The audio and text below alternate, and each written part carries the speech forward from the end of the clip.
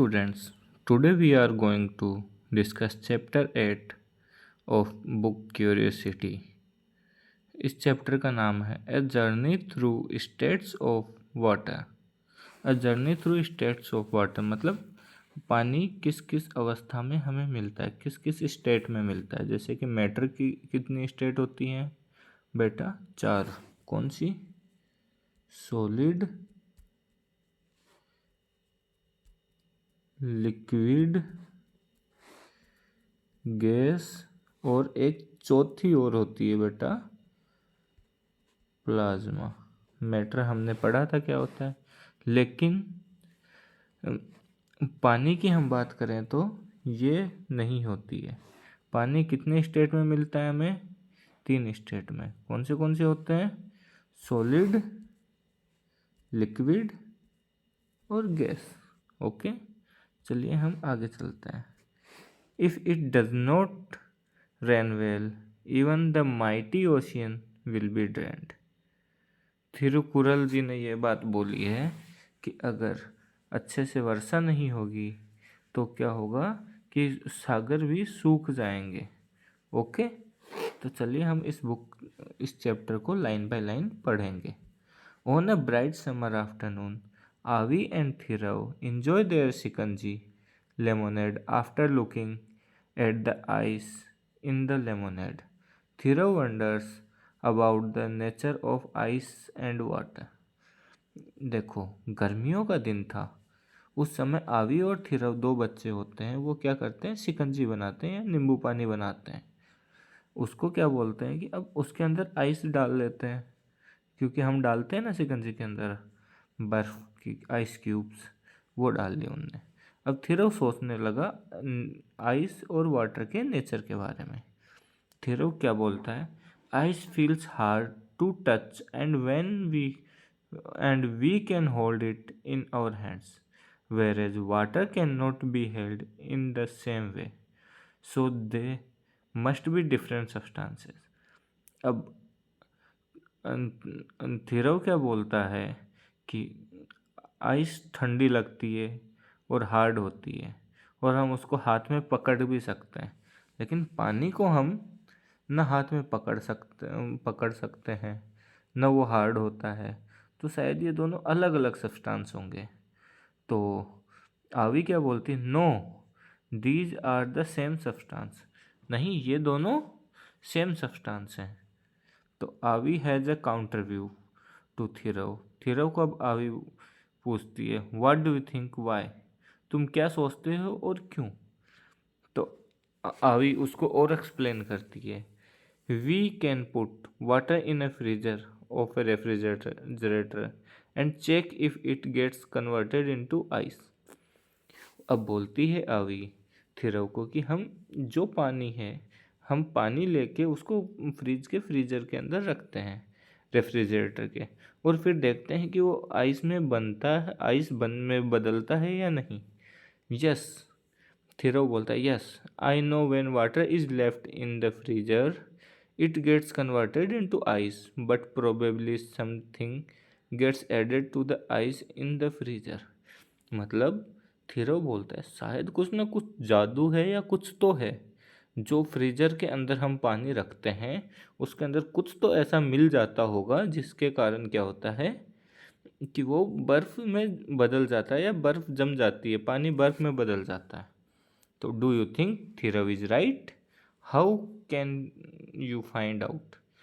अब आप बताइए बच्चों कि थिरव सही सोच रहा है और आप इसका कैसे पता लगाएंगे। चलिए हम एक्टिविटी 8.1 देखते हैं। Put an ice cube in a cup, leave it on the table and observe, ice gets converted into water. अब देखो, एक आइस क्यूब ली हमने, एक कप के अंदर रख लिया और उसके बाद क्या किया बच्चों कि उसको ऑब्जर्व किया, तो आइस क्या होगा? धीरे धीरे मेल्ट होके किस में हो जाएगा? वाटर में बदल जाएगा। What can you conclude from the observation? Does this means that ice and water are the same substance? तो इससे तुम्हें क्या पता लगता है कि आइस और वाटर सेम सब्सटेंस है? Yes, ice and water are the two forms of the same substance. These forms are called states. अब तुम्हें these different states of water show many differences in their behavior. Water flows but ice does not. Water splashes but ice does not. मतलब कि अब यही दो substance है, ice है और वाटर है, इनमें देखना कितना डिफरेंस है बच्चों इनके स्टेट्स के कारण सिर्फ कि देखो इनके बिहेवियर में कितना चेंज है। पानी बहता है लेकिन आइस क्या पत्थर की जैसे हार्ड होती है तो वो बह नहीं सकती, फ्लो नहीं कर सकती। ऐसे ही वाटर के स्प्लैशेस आते हैं लेकिन आइस के नहीं हो सकते। ओके, चलिए चलते हैं हम आगे।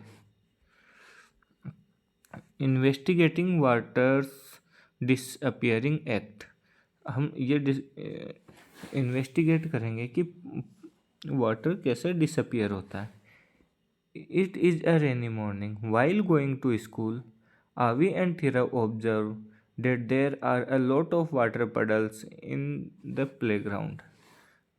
तो क्या बोलते हैं कि आवी और थिरव ये क्या करते हैं, ऑब्जर्व करते हैं कि रेनी मॉर्निंग में जब बारिश होती है तो स्कूल के प्लेग्राउंड में बहुत सारा पानी इकट्ठा हो जाता है। That evening when they go to play they are surprise to observe that some of the water in the puddles had disappeared. तो वो सुबह देखते हैं तो पानी भरा रहता है ग्राउंड में बहुत ज़्यादा, लेकिन शाम को जाते हैं तो वो देखते हैं कि उसमें से थोड़ा पानी कम है। Have you ever noticed water in the puddles disappearing? Where does it go? Discuss with your friends. बच्चों जब क्या ग्राउंड में आपने पानी इकट्ठा हुआ भरा हुआ देखा है और उसको धीरे धीरे कम होते हुए ऑब्जर्व किया है? यस, तो अगर आपने किया है तो अब बताइए वो गया कहाँ, कहाँ जा सकता है? तो थीरव बोलता है I think the water has been observed by the soil on the playground. What do you think about it? अब तुम्हें क्या लगता है, क्या थीरव सही सोच रहा है?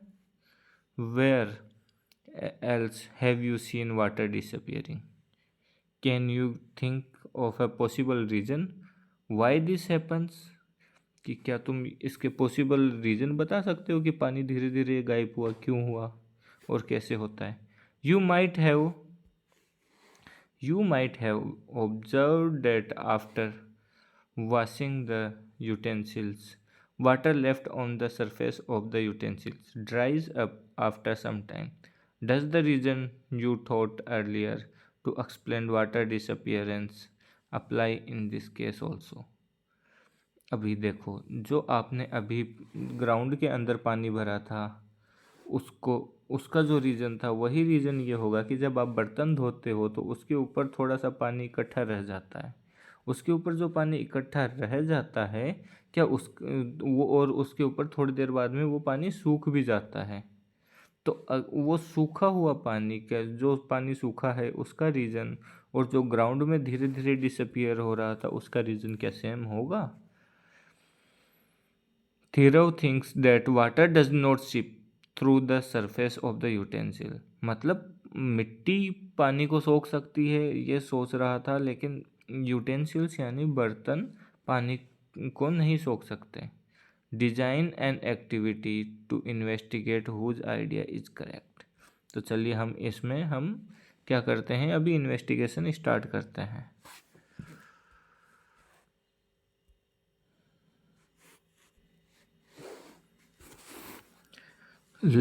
Activity 8.2 Let us investigate।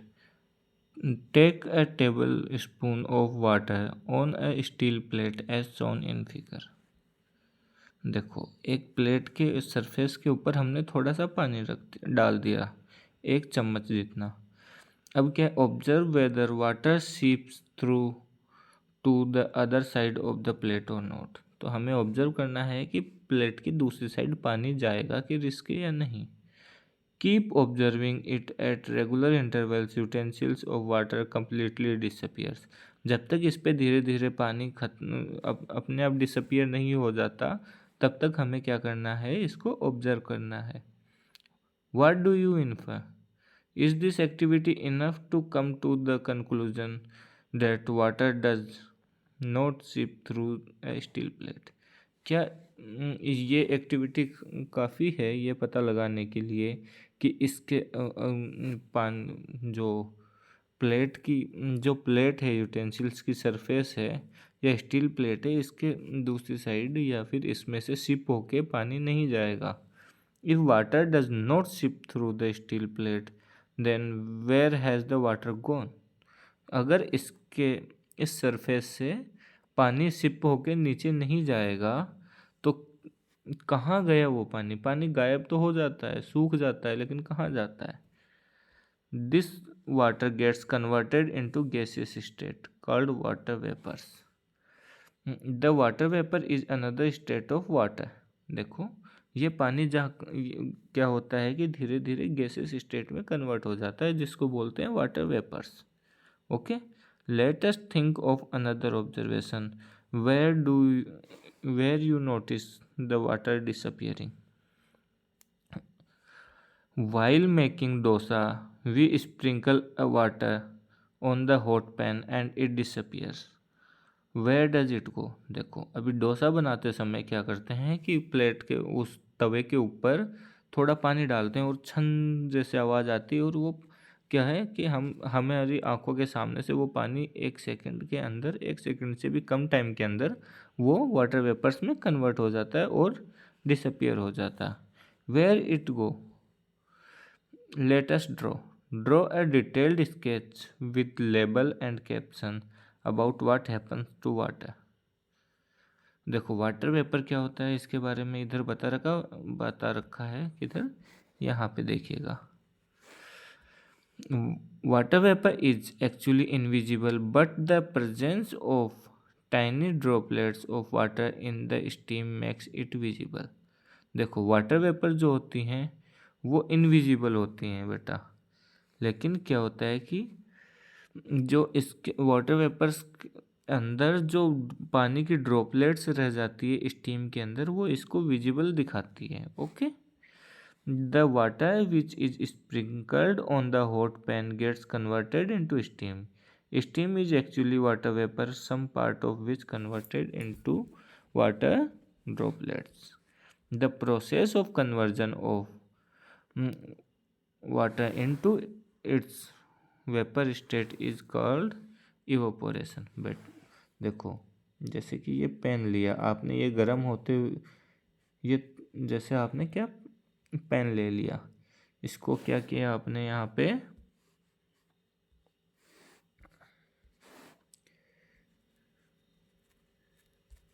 Heat कर रहे हो. अगर आपने हीट किया तो क्या होगा, इसके अंदर धीरे धीरे यहाँ से ये पानी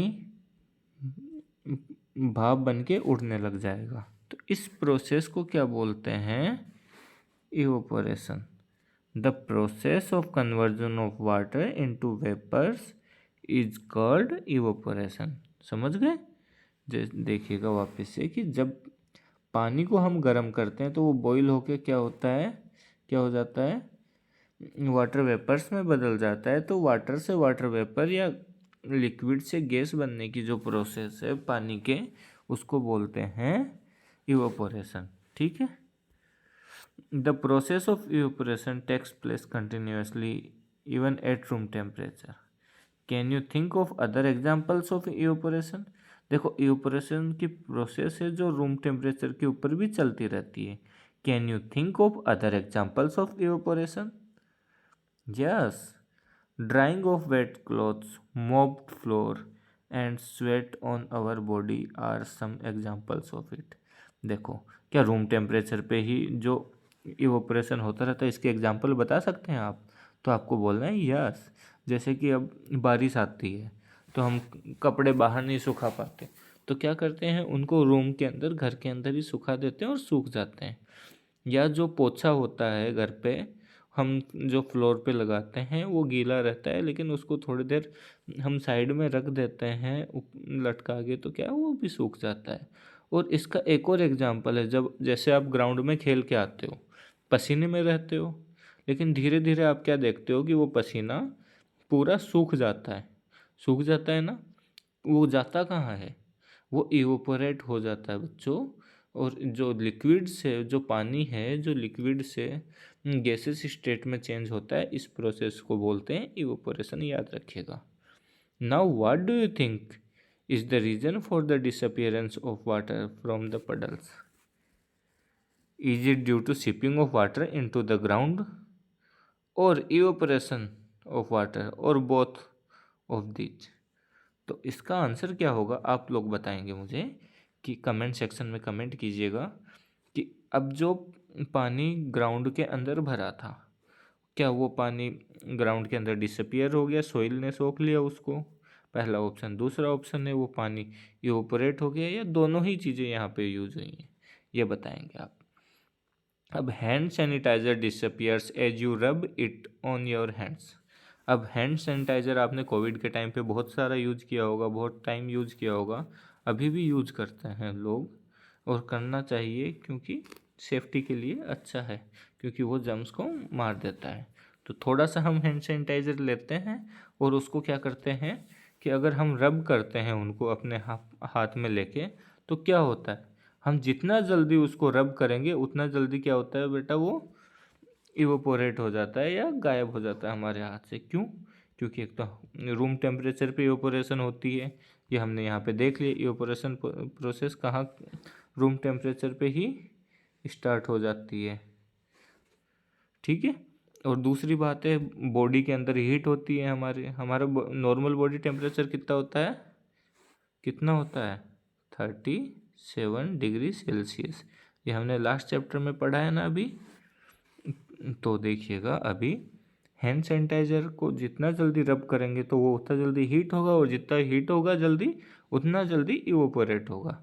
यानी हम पानी को जितना जल्दी हीट करेंगे उतना जल्दी वो वेपर्स में कन्वर्ट होगा, और इस प्रोसेस को इवोपोरेशन बोलते हैं, ठीक है।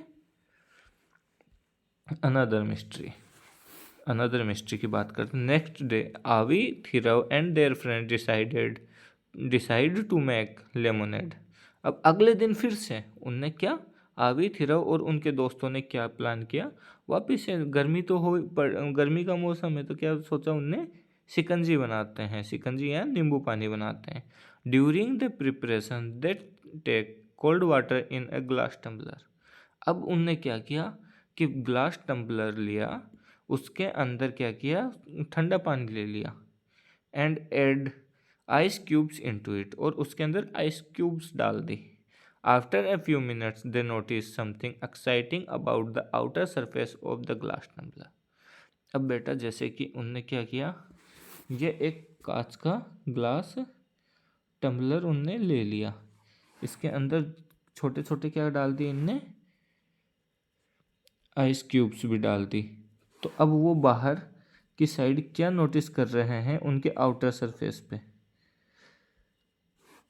क्या नोटिस करेंगे कि इधर इधर छोटे छोटे पानी की ड्रॉपलेट्स आके जमा हो जाएंगी। देखिए अभी करते हैं। Take cold water in a glass tumbler, जैसे यहाँ पे ले लिया इनने, इस पिक्चर को ध्यान से देखिएगा बच्चों।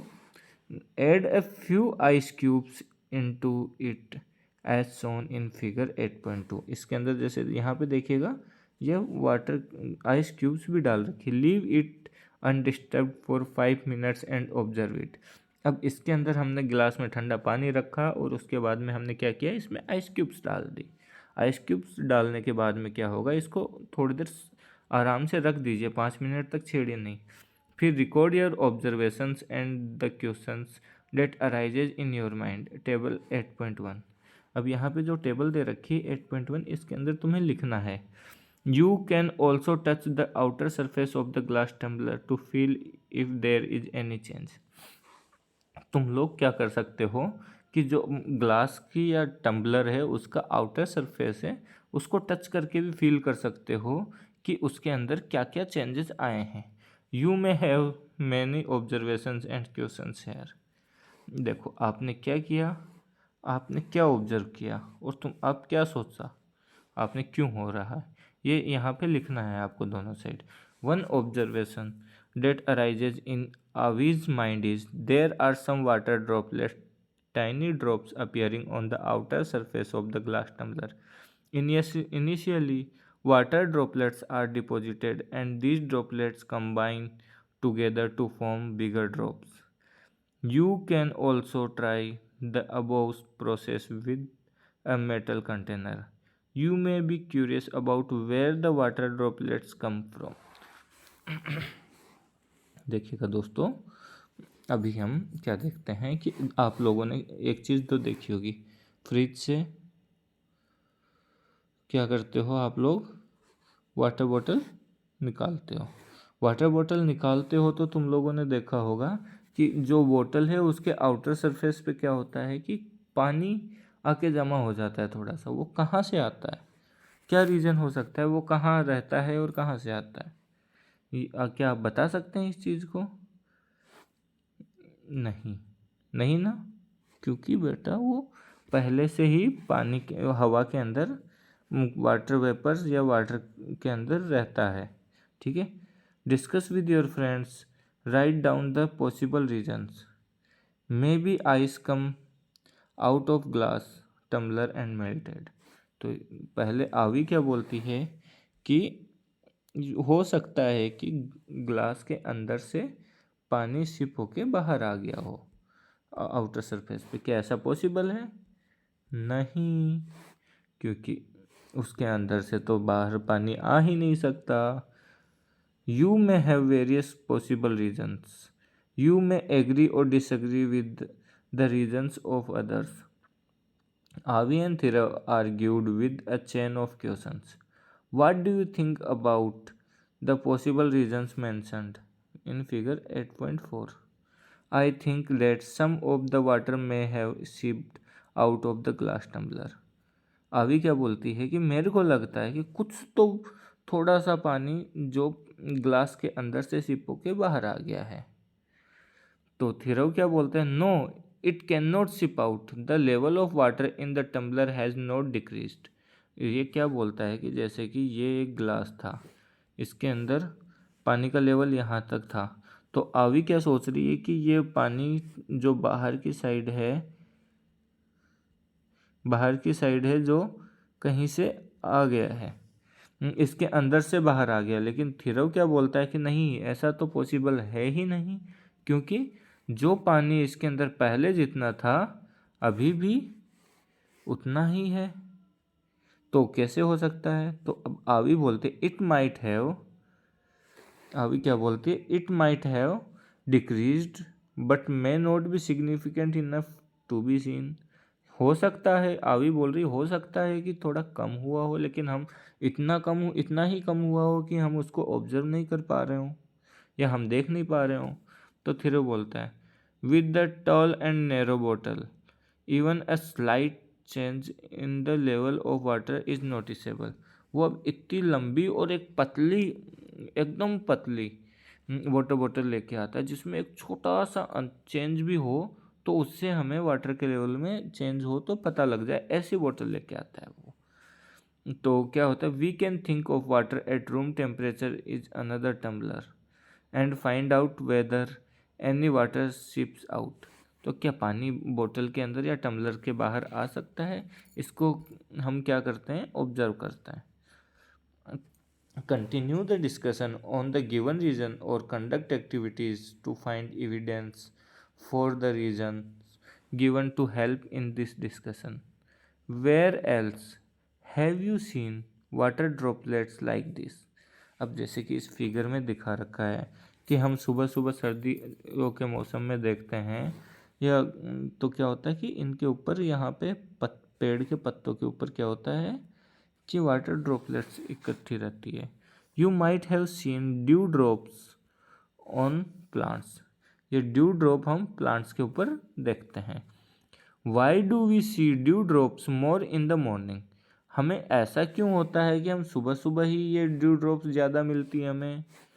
Van we boil the water in a half filled utensil, हम क्या करें कि आधा भरा हुआ बर्तन लें और उस किससे, पानी से भरा हुआ, और उसको क्या कर दें, ढक दें स्टील प्लेट से। सम of Some water drops accumulate on the inner surface of the steel plate. जब हम उस पानी को बॉईल करेंगे तो क्या होगा, जैसे कि अभी हम देखना, हमने एक क्या ले लिया, हाफ फिल्ड ये यूटेंसिल ले लिया, ये कितना भरा हुआ है, पानी से इतना भरा हुआ है, ठीक है। अब क्या किया हमने, इसको प्लेट से, ये प्लेट है, प्लेट से क्या किया हमने, इसको ढक दिया। ढक दे, किसी को कोई दिक्कत तो नहीं है। अब क्या हुआ कि हम क्या कर रहे हैं, इसको नीचे से हीट कर रहे हैं। हीट कर रहे हैं तो ये पानी है जो भाप में बदलेगा, क्योंकि हमने इवेपोरेशन की प्रोसेस में अभी पढ़ी थी कि पानी को गर्म करते हैं तो वो वेपर्स में बदल जाता है। तो वेपर्स में बदल के ये क्या क्या कोशिश करेगा, यहाँ पे ऊपर जाने की कोशिश करेगा ऐसे। लेकिन यहाँ पे ऊपर तो हमने प्लेट लगा दी, तो क्या होगा, हम क्या ऑब्जर्व करेंगे कि यही प्लेट को मैं इधर बना रहा हूँ एक बार वापस से, तो हाँ, तो यहाँ पे वाटर को येलो कलर से दिखाया था, तो येलो कलर से यहाँ पे दिखाता हूँ। तो हम क्या ऑब्जर्व करेंगे कि इसके ऊपर ऐसे भाप के कारण क्या, वाटर ड्रॉपलेट्स यहाँ पे आ जाएंगे स्टीम के कारण। ओके, ये ऐसा होता है ना। Yes, very good. Where do these water drops come from, what do you think. तो ये क्यों होता है और ये कहाँ से आते हैं। When the water vapor present in the air comes in contact with the cold surface, it forms water droplets. ये क्या बोल रहे हैं, जो वाटर वेपर्स होता है, जो वाटर वेपर होता है, water vapour, W for water, V for vapour. क्योंकि स्क्रीन छोटी है तो मैं इसे शॉर्ट में ही लिखता हूँ। वाटर वेपर को जब हम क्या करेंगे, जब भी ये क्या, कोल्ड सरफेस के कांटेक्ट में आएगा तो ये किस में चेंज हो जाता है, वाटर ड्रॉपलेट्स में। ठीक है, वाटर ड्रॉपलेट्स या वाटर में। देखो यहीं पे दे रखा है ये चीज, when the water vapor present in the air comes in contact with the cold surface, it forms water droplets. The process of conversion of water vapor into liquid is called condensation. देखो evaporation क्या होता था, ये water है, water को गर्म किया तो क्या बना, वाटर वेपर। इस प्रोसेस को हम बोलते थे, क्या बोलते हैं बच्चों,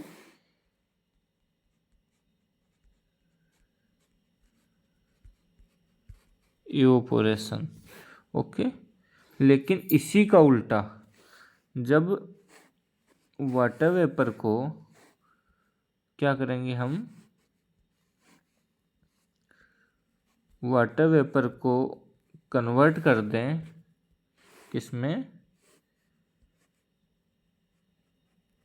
वाटर में, इस प्रोसेस को क्या बोलेंगे बच्चों, क्या बोलेंगे, कंडेंसेशन। ठीक है, तो यहीं पे यही चीज दे रखी है, the process of conversion of water vapour into its liquid state is called condensation. Okay, after understanding the concept of condensation of water, let us go back to activity 8.3. Could the water appearing on the outer surface of glass tumbler in activity 8.3 also be due to condensation of water vapor present in the air? Let us investigate. क्या जो हमने अभी थोड़ी देर पहले जो activity की थी 8.3, उसके अंदर जो टम्बलर के बाहर आउटर सरफेस पे या बाहरी सरफेस के ऊपर जो पानी आके जमा हुआ था, क्या वो पानी इसी कंडेंसेशन के कारण ही था, जो वाटर वेपर जो एयर में प्रेजेंट है वो उन्हीं के कारण। अब क्या है एक्टिविटी 8.4, इससे हमें क्या पता लगा बच्चों, ये बताता हूँ मैं कि एक तो एयर के अंदर क्या है, वाटर वेपर्स प्रेजेंट रहते हैं। ठीक है, सबसे पहली बात क्या है, एयर के अंदर वाटर वेपर्स प्रेजेंट रहते हैं, और वाटर वेपर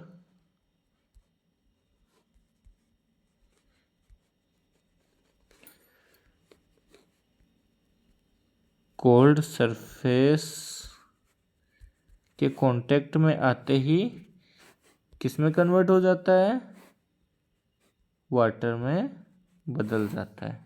ठीक है बच्चों, ये दो चीज़ें हमने पढ़ी। और क्या है, द वापस से एक बार दिखा देता हूँ, the process of conversion of water vapour into its liquid state is called condensation. जो वाटर वेपर से लिक्विड स्टेट या वाटर में बदलने की प्रोसेस को कंडेंसेशन कहते हैं, और वाटर से वाटर वेपर में कन्वर्जन की को क्या बोलते हैं, इवोपोरेशन बोलते हैं। बच्चों ये इस क्लास के वीडियो बहुत लंबे हो रहे हैं, तो इसलिए हम इस क्लास को यहीं तक रखते हैं। नेक्स्ट वीडियो हम नेक्स्ट पार्ट में करेंगे ये चैप्टर को आगे।